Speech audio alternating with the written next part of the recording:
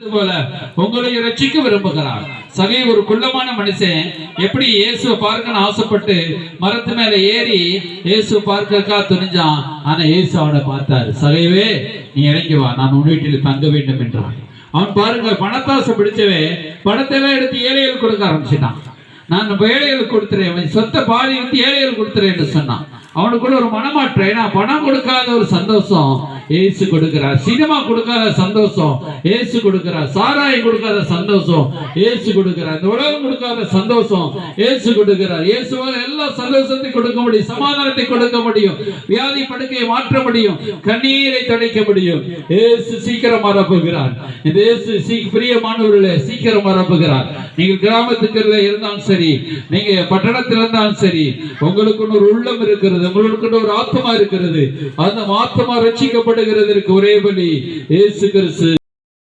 சந்தோஷமாய் மாறுவதற்கு ஒரே வழி இயேசு கிறிஸ்து. இதை சொல்லிக் கொண்டிருக்கிற நானும் இயேசு அறியாத இந்த குடும்பத்திலே பிறந்து வந்தான். நான் என்னுடைய பேர்ல சுந்தரபாண்டி தான். நாங்க என்னோட வாழ்க்கையில் ஒரு சமாதானம் இல்லாமல் இருந்தது, ஒரு சந்தோஷம் இல்லாமல் வாழ்ந்து கொண்டிருந்தேன்.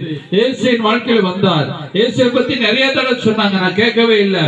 அவர்கிட்ட 10th படித்துக் கொண்டிருக்கும் பொழுது ஒரு மார்க் வாங்குறதுக்காக சர்ச்சுக்கு போவேன். ஆனா ஆண்டவரை ஏற்றுக்கொள்ளாமல் இருந்தேன். ஆனா வீட்டுல கஷ்டம், பாவ சோதனை, வியாதி, போராட்டம். எங்க அப்பாவுக்கு வியாதி, எங்க அம்மாவுக்கு, அண்ணனுக்கு வியாதி, குடும்பத்தாருக்கு வியாதி, பிரச்சனை, வீட்டுல இருக்கிற கடன் பிரச்சனைகள், பலவிதமான சூழ்நிலைகள், வேதனைகள், வறுமைகள், சாபங்கள் எங்க வீட்டை பிடிச்சு ஆட்டியது. அப்பொழுதுதான் இந்த சாபத்திலிருந்து விடுதலை இல்லையா என்று தவித்த பொழுது மீண்டுமா இயேசு பற்றி சொன்னார்கள். இந்த இயேசுவை ஏற்றுக்கொண்டு பாருங்கள். இந்த இயேசு மெய்யான தெய்வம். உன் உள்ளத்தில் ஏற்றுக்கொண்டு தம்பி, இந்த இயேசு உன் வாழ்க்கையில ஒரு சந்தோஷம் தருவார்னு சொன்னாங்க.